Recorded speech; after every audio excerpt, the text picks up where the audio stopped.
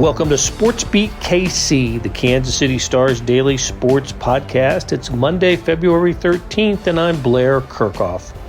Another ho-hum day in the Kansas City sports world, wouldn't you say? Ha ha ha. How about the Chiefs? Super Bowl 57 champions with a 38-35 victory over the Philadelphia Eagles, a game in which they trailed by 10 points and then battled back. We'll be talking about this one for a while, so let's get started with a post-game chat among the beat writers, Herbie Teope and Jesse Newell. We broke down the game, the key moments and turning points, and we did this about 2 hours after the Chiefs put the finishing touches on this one. Okay, let's get started.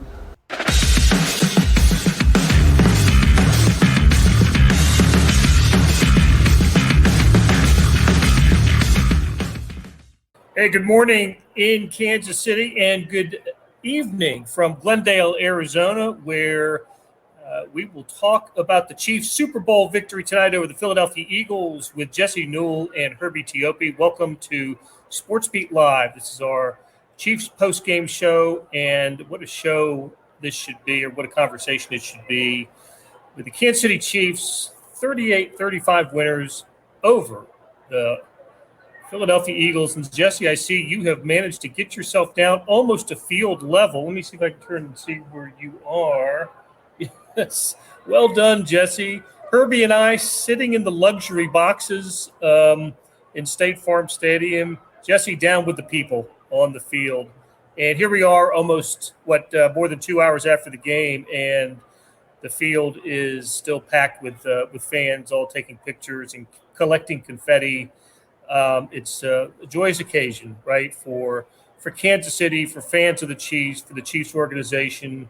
Wonderful victory here. They came from 10 down at halftime. I didn't think it was going to happen for them, but it happened. And let's just start there, okay? Let's start at halftime.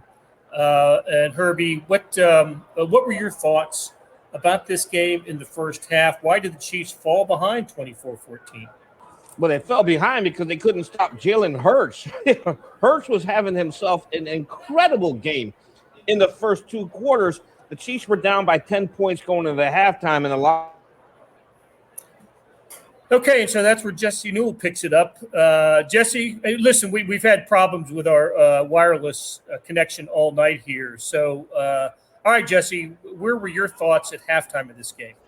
Yeah, Jalen Hurts was doing really well, and you know, this was the Eagles winning all the big downs. They won third down, they won fourth down, and so many times when you have a close game, I mean, Eagles come into this game 1.5 point favorites. If you have a close game, two evenly matched teams, if you win third downs and fourth downs, you're going to give yourself a shot. So even with Nick Bolton returning that one for a touchdown, the fumble return, because the Eagles kicked off, because the Eagles received in the first half, the Chiefs had one less possession. Eagles were just marching the ball down the field and always winning those third downs. That was really important for them, and they were executing at the right times. But, it was interesting in the locker room talking to the guys. They were saying that it was Patrick Mahomes who came in the locker room, had a pretty fiery speech for them saying, it's time to show some energy. Guys, you're in the Super Bowl. It's time to show energy. And, it's just amazing to me. Patrick Mahomes, not only is he amazing pre-snap, he makes these throws we've never seen possible or haven't been possible before he makes them, but he's already at 27 years old, the leader that walks in the locker room in the Super Bowl halftime locker room and says, guys, it's time to show some energy. So right after that, immediately what happens? Travis Kelce gets up, starts barking around to the people in there, some of his teammates, and they get going. They get energized, and you saw in the second half, they scored every single possession in the second half when they had to have it. So, they woke up at halftime. They had extended halftime because Rihanna was out there doing the Super Bowl halftime show, and because of that, Patrick Mahomes was Patrick Mahomes again. He not only is amazing for them on the field, he's amazing for them off it, and because of that, he's Super Bowl MVP. He's got his second Super Bowl, and the Chiefs are the favorites to win next year's Super Bowl already. So it's pretty amazing what he's done for this city, organization, and for this team, leading them to another big victory. So I don't know if anybody can pick it up, but Jesse has champagne stains on his sports coat because the champagne was flowing. I'd only seen that in a baseball clubhouse after the Royals won all their series in 14 and 15, but they brought it out for the Chiefs tonight, and they were pouring it all over each other. It was quite a scene in the locker room after halftime. And one of the interesting scenes that I encountered was just Mahomes going from player to player, thanking them and talking about, Jesse, you talk about, leadership qualities. That's kind of what that's what I thought when I saw him shaking everybody's hand and thanking them for making this victory possible. That was kind of cool to see. I don't know if you caught that. Yeah, I was actually talking with receivers coach Joe Blameyer in the locker room, and he got stopped as he was talking to me because Mahomes came over to him and said, "Hey, this is what's happening," and they gave him a big hug and celebrated with him. I know our Sam McDowell also had one in there where he was basically Brian Cook, and they were saying, big hug, all those sorts of things. So Mahomes really was going person to person, interrupting interviews. It didn't matter. They were also happy. But yeah, lots of cigars, some champagne. Both myself and Joe Blameyer got the back end of it from Emir Smith-Marset, who popped open some bubbly. So it was funny. Former colleague, Kansas City star Rustin Dodd, I was standing outside the locker room. I said, "Hey, I know the baseball celebrations are champagne." I said, "But the football ones aren't as much." He goes, "No, you don't have anything to worry about." So sure enough, about 10 minutes in the locker room, I was just dripping wet with champagne. But the Chiefs, they earned that celebration. They earned the Super Bowl. Absolutely. Let's kind of identify some big moments in this game for the Chiefs. Look, Eagles took the opening kickoff and drove it right down the Chiefs' throats, and they did what they had to do, right? Establish themselves right off the bat, and I thought they kind of manhandled. I thought the Eagles' offensive line did what we thought they could do and took it right down the field. Chiefs answered, right? Mahomes to Kelsey, and they get it 7-7. And then that was kind of it for the Chiefs, right? For the rest, not all for the rest of the first half, but offensively it was, right? They go miss field goal, and then punt, and meanwhile the Eagles start to score, and Jalen Hurts is having the dual threat game that we know he can have, and he's beating the Chiefs with his legs, he's beating them with his arm, he's going deep, he's going underneath. They're connecting on slants. Goddard, the tight ends, making these incredible catches. Everything's going Philly's way. And I got to tell you, Jesse, if not for the Nick Bolton play in the first half, I don't know what the halftime score might have been. That turns out to be a huge play for Kansas City for Hurts to fumble it, kind of like Mahomes did against Cincinnati last week. It was unforced. He didn't get hit. He just dropped the ball. It bounced right up to Nick Bolton. And he takes it into the end zone, we think, and we're endeavoring to figure this out if he's the first Missouri player to score a touchdown in the Super Bowl. I think that's the case, but if somebody out there knows for sure, let me know. So, all right, Herbie, you're back, buddy. Yeah, I had to improvise, adapt, and overcome. I had to turn off the laptop because I lost the Wi-Fi, but I am now on my smartphone, so this should work. Beautiful. Okay. All right, so we were kind of going over the Chiefs' problems in the first half. They get to halftime, and as Jesse said, they get the ball to start the second half. The Chiefs won the coin flip. It was absolutely essential that the Chiefs do something with that first possession of the second half, and I thought what they did was exactly what the Eagles did to open the game. They took the ball 75 yards quickly and got it to the end zone. That was the Pacheco 1-yard run, I think. And it made it 24-21, and then all of a sudden it just kind of felt like a little bit of a different game, did it, Herbie? Oh, absolutely. You could kind of sense the momentum going from the Eagles to the Chiefs. It's kind of weird that I say that because going into halftime I felt like the Eagles were in total control. They dominated essentially every single stat line. But the game just never felt out of hand. And then when the Chiefs are able to score on their opening possession of the third quarter, I was like, it's game on. This is absolutely game on. And then, of course, Mahomes with his magic that we know that he's always often prone to do, that's exactly what happened.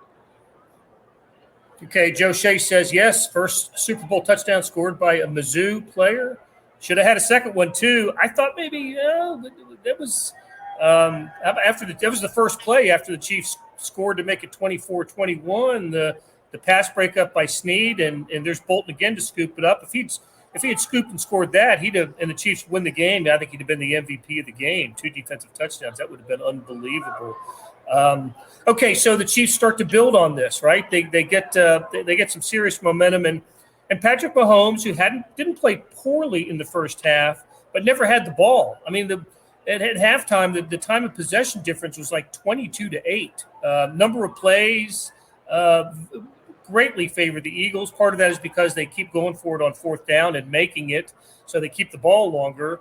And the Chiefs, again, had a couple of empty possessions in the first half. But now the Chiefs are scoring on every possession. And, Jesse, I know you had a chance to review two of the two Mahomes touchdown passes in the second half, and those were things of beauty. They just were. I mean, that's – when I talked about how I think the Chiefs always have an advantage against NFC teams because they don't play them that often, right?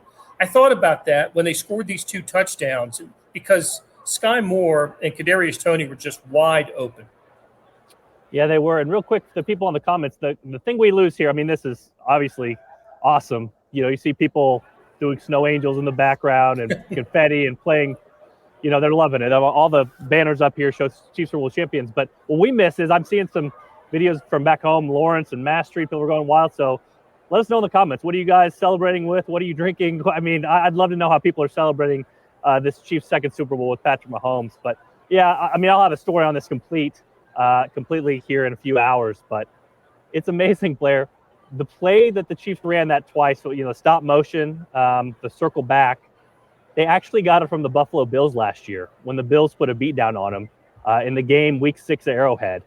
And the Bills basically had no reason to run the play, but they ran it against the Chiefs, ran it for a touchdown. The Chiefs kept it in their minds. They started running it in training camp, and the defense couldn't stop it. And they realized, we're on to something here. And so, the first one was to Kadarius Toney. They noticed that in the red zone, the Eagles went primarily man coverage. When you go man coverage, that shuttle motion, as the Chiefs call it, when you go one way and you come back, they try to pass it off. They try to pass that off, and you see that defender run toward the middle because Sky Moore or Kadarius Toney has a running start. And so you saw them try to pass it off. They come back to the outside. Those guys are wide open. So it's amazing how this stuff comes full circle from training camp to now. From last season when the Bills are up 28-10 against the Chiefs at Arrowhead in the regular season game, have no reason to show this play. And all of a sudden they show it, and the Chiefs are like, well, we can't defend that. What's going on? Let's implement it in training camp. Let's do this. And to go over and over and over again, the Chiefs do it, and they run it twice. Actually, different name calls for those because it's different personnel. But a little note for the people out there, because I'm sure the T-shirts will be made. One of them is called Shuttle Tent, and one of them is called Shuttle Corn Dog. It's a corner route and a drag route. So I'm sure that'll be, hopefully, after this story gets written and is out there in the public, there will be some corn dog T-shirts after this Super Bowl, because that is one of the plays the Chiefs scored on and helped them to win the Super Bowl. Very cool. I'm looking forward to reading that. We're starting to get some celebration locations. Good stuff here from Roy and from Michael and Andrew, taking an online quiz for his master's program. That's pretty cool. Power and Light District was on fire. I saw some photos from that. That's just a great scene. Kansas City does it up right when they get together to watch their sports teams. It's really cool. And you're right, Jesse's right. We love being here. We wouldn't be anywhere else. But if we were back at home, it'd be fun to be part of the celebration for the Chiefs. And we know that Wednesday is the parade now for the Chiefs. And there's a time in there. Maybe one of you guys can find. I think they've already put a release out about the time for the parade. So we'll get that to you as well. Hey, this is Blair. There are several ways to access the Star Sports section. Let me tell you about a couple of them. There is Sports Pass. For $12.99 a month, you get unlimited digital access to all of the Star Sports content, including beat writing, columns, features, pretty much everything we write. The deal renews monthly until you tell us to cancel. For $159.99 a year, you get everything the Star has to offer digitally, including sports and the e-edition. Go to kansascity.com and drop down to the bottom of the page where it says Start a Subscription for more information. Your support has never been more important. As always, thanks for reading and listening. Okay, so first touchdown pass, the first one goes to Kadarius Toney, right? And that makes it 28-27 Chiefs. And then Kadarius Toney's involved again in what I consider, if there's a play of the game, it's the punt return. Take us through that, Herbie, and tell us how Kadarius Toney became a Chief in the first place. Well, it's incredible to me that some Giants fans have to be wondering, why couldn't we get this in New York? For one reason or another, let's just put it out there. For one reason or another, it did not work out in New York. the Chiefs, Brett Veach and his personnel staff, wow, did they find the gem? And then they've known how to utilize Kadarius Toney since he's been here. And one of the roles that he's here as is the primary punt returner. We saw that, we obviously Jesse talked about the touchdown, but like you said, Blair, that was the play of the game. He catches the punt, he goes to his right, he breaks tackles, and then all of a sudden he bursts around the right corner and there's nobody there except the punter. But, the punter actually slowed him down a little bit. The rest of the pursuit caught him. But that put the Chiefs, I think it was at the 5-yard line. And then, they were able to score touchdowns shortly thereafter. But that play there put the Chiefs on the path to victory, and it was just an incredible play. Real quick, let me add a couple of things on that, Blair. For one, I was the guy that wrote a few weeks ago the Chiefs should catch every punt. And Dave Toub said that's not the way they're going to do it. They're going to break one. They're going to break one. He kept faith in his guys, kept faith in his return unit. Sure enough, these last 2 weeks, they broke one, and they were huge plays in the game. So credit to the Chiefs. Credit to Dave Toub for believing in his guys. Credit to them for continuing, because I thought this team was good enough to win a Super Bowl without plays like that they just needed their offense to carry them. Obviously, they needed those plays, and they kept at it, and they kept working. Sky Moore 2 weeks ago, Kadarius Toney in this game. I did want to mention it jarred something else up. Joe Blameyer brought Kadarius Toney over to me in the locker room because we talked about the motion play that he scored on. They actually practiced it Thursday in practice here in Tempe at the Arizona State practice facility. And Kadarius Toney fell down on the practice field so badly and made such a fool of himself, falling like he was sliding into second base, that he put the video on his phone to always have it with him. And he showed it to me. I took a picture of it. If you guys have watched Wizard of Oz, it looks like the Wicked Witch when the house lands on her. All you see in the video from the coach's video is 2 legs because he fell off the screen running that play. And so they were like, should we go to him again? Is this going to work? And again, they were so confident in the play, like, well, it'll probably still work at the most crucial of times. But it was funny. He brought the phone to me and showed it to me, and he looked like the Wicked Witch of the East with the house on top of him because he fell down so badly, and teammates and coaches were just ragging on him. That play ends up helping the Chiefs win the Super Bowl. So just some crazy stuff to happen for everything to come together and the Chiefs win this particular game. Acquired from the Giants during the bye week, and Brett Veach gave up a third round, a conditional third round and a 6th round pick for him. Was in the doghouse for some reason for Brian Dable in New York, and he delivered in a big way. Go ahead, Herbie. Yeah, he just couldn't stay healthy there. He was bothered, nagging hamstring injuries. And if you ask, one of the first questions Andy Reid took on the news of his trade, he made it a point to say he's healthy now. Which, of course, then obviously Kadarius Toney, he aggravated the hamstring, a couple of games in. He missed some time. But you see what he can do when he's healthy. The guy is a weapon, and he's a phenomenal fit for Andy Reid's scheme. I know the Chiefs only had, 20 plays in the first half, but Kadarius was in for 1. So we always sort of hear the rumors about Andy Reid only taking out of the holster what he needs to take out of the holster. He did it at the right time in the second half because Kadarius was not utilized in the first half, but he sure had a huge impact on the second. I'm enjoying reading these celebration comments here. These are fun, and that's just wonderful. All this good stuff. Keep them coming. I want to know. I want to know how people are celebrating this. Hot chocolate because scream too much. I like this. Yeah. These are great. Throw these up there, George. This is good stuff. Okay. Chiefs take the lead, 35-27, and one stop. I'm thinking, and that's it. They're good. They don't get the stop. Eagles get a touchdown and get the 2-point conversion. You knew they'd get the 2-point conversion. I'm surprised they didn't do the push play from the 2 for the 2-point conversion. They'd have gotten it that way anyway. But they tie it 5. I think it's 5:15 or so when the Chiefs take over, and I turn to Vahe sitting next to me, and I say, they give us your 5-minute drive. Let's go. And darn if they didn't do it. At that point, I'm thinking if the Chiefs don't win, if the Chiefs don't get this done, then maybe Mahomes' reputation takes a little bit of a hit. 1 Super Bowl in 5 years, 1 win, 2 losses. But why would we doubt Patrick Mahomes? He takes him down the field.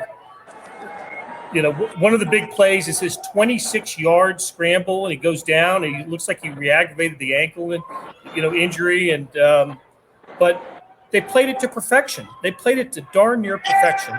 That final drive. How about Jerick McKinnon going down at the 1 yard line? What an under the radar smart play by him to not score the touchdown, not go out of bounds, just slide at the 1. I don't know. The second half was, I don't know if it's the best half the Chiefs played all year, but it was a fantastic half of football, scoring on every possession, getting enough stops, doing the right thing. And did we all have faith in Butker at the end after missing the field goal earlier in the game? I knew he was drilling that field goal. I didn't have any concerns whatsoever of Butker missing that. It was just set up perfectly. And you're right on Jerick McKinnon. That's veteran savviness. And you could tell by the way the Eagles defense played that run. They wanted him to score. It was half-hearted pursuit. And so it was one of those deals. Let him get in the end zone. But McKinnon had the veteran know-how to not score. And I love what Patrick Mahomes said after the game. He gave credit to Eric Bieniemy for pounding that into their heads. The details. And they had the right running back to remember those details. Just sliding at the 1 yard line. No need to go into the end zone. Let's kill the clock. Did Mahomes say he told him to do it? Because Mahomes is like the headiest player I've ever been around. Did he tell him to do it? No, Mahomes didn't say that. Mahomes credited Eric Bieniemy for pounding the details. And that's because he was asked about that play there specifically. He said, no, he credits Eric Bieniemy for everything he does during the week of preparation. That's interesting. Well, one of the Chiefs' big runs, too, they worked in the offseason to become more versatile. That Patrick Mahomes run was on a 3 tight end set where they spread the team out. And Patrick Mahomes, again, always just one step further or faster than everybody around him.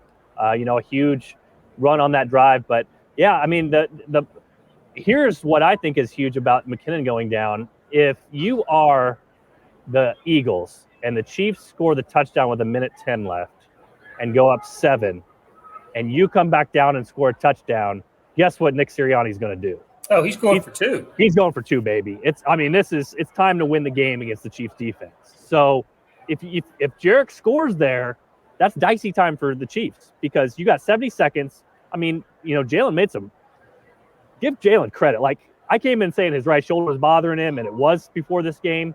He ran the ball well, but he threw some dimes, man. And he's been awful outside the pocket. He threw a couple balls outside the pocket, probably were the best ones he's thrown all year. There were some of those third downs in the first half I thought were the Chiefs' fault. The ones early in the second half they were converting, it was like that Goddard catch on the side, another one on the side that was challenged that didn't get overturned. I mean, the Eagles were making some freaking plays out there. So credit to them for doing that. But, yeah, that really did eliminate any dicey situation for the Chiefs because Eagles get that ball back 1:10 left, start driving down the field. You start to think, you better prepare for that 2-point play because there's no way Nick Sirianni is going to kick this extra point. I believe they had to burn their 2 timeouts by then, so it might have been, it was going to be a little difficult to get down there. But look, they were good enough to get 35 points tonight. So throw that sucker up to AJ Green to see what happens. I mean, it worked out pretty well for him a couple other times, Yeah. Yep. No, Eagles were good. They had more than 400 yards of total offense. Chiefs were about 300 or so. Wrong color, by the way. AJ Brown. Brown. I'm getting midnight. AJ Green's a receiver too, or was. Yep. But AJ Brown. Got it. Yep. Total yards tonight, pretty lopsided in favor of the Philadelphians. So that's also, you talked about this, Blair. That's lopsided because the Chiefs had 8 possessions on offense. So 8 possessions on offense, they score 31 points. That's really good in the NFL. I mean, the 7 goes to the defense, but part of this is the defense scored, and so they had to go back on the field and go, defend another long drive. So all in all, these numbers aren't going to favor the Chiefs as well. But you look at yards per play, it's amazing. You look at Mahomes' efficiency, it's amazing. 31 points on 8 possessions. You're going to take that any day of the week. Gloria talks about the good clock management. And when I was downstairs getting ready to go into the locker room, I was listening to some Philadelphia writers saying, words to the effect of, I guess we can put to bed the Andy Reid clock management issue. And I'm thinking, it hasn't been an issue I can't remember the last time it was an issue. he controlled the clock brilliantly in this game, as he did the Bengals game last week. So that was another thing I meant to mention, and you brought it up earlier, Jesse. The Chiefs didn't have a punt return worth a darn until the AFC Championship game, when Sky Moore goes for 29 and puts the Chiefs in position to win it. And then, of course, the Kadarius Toney tonight. And it's been mentioned here about it was Sky Moore. I think they use Sky Moore and Pacheco, but I'd throw in Kadarius Toney, a second-round pick. And, look, I think we should start to wind this down and give credit. Listen, Mahomes, Nick Bolton, Kadarius Toney, a lot of stars, Travis Kelce, just a lot of studs for Kansas City tonight. Andy Reid, phenomenal. Brett Veach, absolutely needs to get some credit for this. Tyreek Hill is not on this team this year. 10 rookies, 9 of them played. You know, a player like Toney who Brett gets in a trade. Herbie. What else can we say about Brett Veach and the roster he put together this year in a transition year for the Chiefs? Hey, I can't wait to see what he does next. You know, you do have a lot of free agents, you know, because now the Chiefs are going to start turning their attention to draft preparation and the business side of football. It's hard to believe the combine is 2 weeks away. It's hard to believe free agency starts in a little more than a month. And this is where Brett Veach and his personnel staff really shine. You know, last year you talk about the 10 draft picks. This upcoming draft, they're going to have double-digit draft picks again. And they got a lot of free agents to take care of. And a lot of that stuff right now, believe it or not, for everyone that's out there, they're going to shift their attention here very soon. They're going to enjoy the Super Bowl these next 24, 48 hours after the parade. Veach is right back in that mode. What can we do to improve this team? Hey, Blair, real quick, you said 9 rookies. Who is the one that was left out? Kennard. Darian Kennard, that's right. Okay, I was going to say, because Najee Johnson was on the roster most of the year, and he made a couple special teams plays today for them. So, that's pretty amazing. And listen, Sam McDowell, our colleague, has been all over this all year. It's different when you have Patrick Mahomes. The whole equation is different. I remember asking Brett Veach during our meet with him in the summer, saying, hey, do you try to get these receivers that cater to what Patrick Mahomes does well? And he goes, no, Patrick spoils the Chiefs because you can just get whatever you want talent-wise, and he's going to make it work. The Chiefs took a step back to take 2 steps forward, and this year could have ended still earlier than it did. But they still were successful. They still have Andy Reid. They still have Patrick Mahomes. But you just can't get locked in on a free agent. You can't say you have to have this guy or you have to have this guy because, 9 months ago, 10 months ago at this time, you said you had to have Tyreek Hill. You didn't have to have him because you have Patrick Mahomes and Andy Reid. So the Chiefs are going to have to continue to reset this cap thing. They'll have to be very choosy with their free agents. They're going to have to build through the draft because their quarterback takes a lot of their salary cap. But guess what? Nobody else has this quarterback. Everybody else wants this quarterback. So the Chiefs are going to have to do it differently than other people. They don't have a quarterback on a rookie deal, but the quarterback is so good that they can do it differently and keep this window open for a long time. I mentioned this earlier. They are already the Vegas favorites to win next year's Super Bowl. It should be that way for the foreseeable future. So, Mahomes said too early to talk dynasty for this team. Obviously, it's difficult to win it every year, and the Chiefs were plus 300 to win it at halftime today. So they deserve credit for winning it. But this is the new equation with the Chiefs. They can't sign every free agent. You can't be loyal to everybody. And even this year's Super Bowl team only had, 4 or 5 starters left from the previous one that was only 3 years ago. That's the new way of how the Chiefs are going to have to win this thing. But when you have 15 and you have Andy Reid, it's good enough to win you a Super Bowl. We saw that proven this year. Hey, Blair, before we log out of here, you got to give one shout out to the front 5. The Chiefs offensive line did a phenomenal job tonight against the Eagles. Don't forget, a lot of people, the storyline coming in this game, 70 defensive sacks. How many times did Mahomes get sacked tonight? 0. Mahomes mentioned at his post-game press conference, he gave a lot of credit to the win for the way the front 5 protected him, and I thought they did a phenomenal job. Yeah, Andrew was all over that, and David Clark, with his Clark, Brett, and Andy are all on the same page.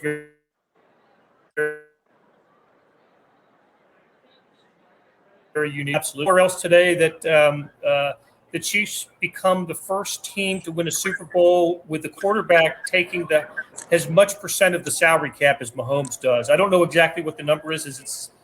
Do you know, Jesse, off the top? I don't remember the exact number, but the Chiefs wouldn't have it any other way. I mean, that's the bottom line. That going into this game, when we were talking about predictions, and I just kept coming back to it. Again, not to say that I knew it was going to be right at halftime, but you just keep coming back to Philadelphia's roster 2-53 is probably better than the Chiefs. That's the way the salary cap's set up. That's why the whole thing is set up. But number one versus number one, the Chiefs had the better player, and that is so important. The Chiefs wouldn't trade him for anybody. So you make it work. You make tough roster decisions. Who knows? Juju wants to be back. Maybe he's not back. Maybe he makes more money elsewhere. The Chiefs can fill in. They can take talent. They can buy low on talent. They can go in the draft and get talent. You know why? Because they got Patrick Mahomes and Andy Reid. Those guys will make it work. Absolutely. All right, we're going to wind it down. Thank you so much for joining us tonight on this terrific night for Kansas City sports, for Chiefs football. Fantastic night. Herbie and Jesse, Vahe and Sam have been with us all year. George Howard has been a fantastic producer for us. And sorry that we didn't get Vahe and Sam, but we'll have them either on a live stream or a podcast in the next couple of days, and we'll get their perspective on the game. So good night from Glendale, Arizona, everybody, and hope to talk to you again soon. That'll do it for today. Thanks to George Howard for producing the live stream and the podcast, and to our SportsBeat KC staff of Jeff Rosen, Scott Chasen, Monty Davis, and Randy Mason. Tip of the cap to Herbie Tiopi and Jesse Newell for sharing their insights. So much Chiefs coverage in the Star, KansasCity.com, and my favorite digital destination, the Morning Sports Edition. Go to liveedition.kansascity.com to check it out. Thanks for listening, and we'll be back soon with another SportsBeat KC, where we talk sports in Kansas City every day.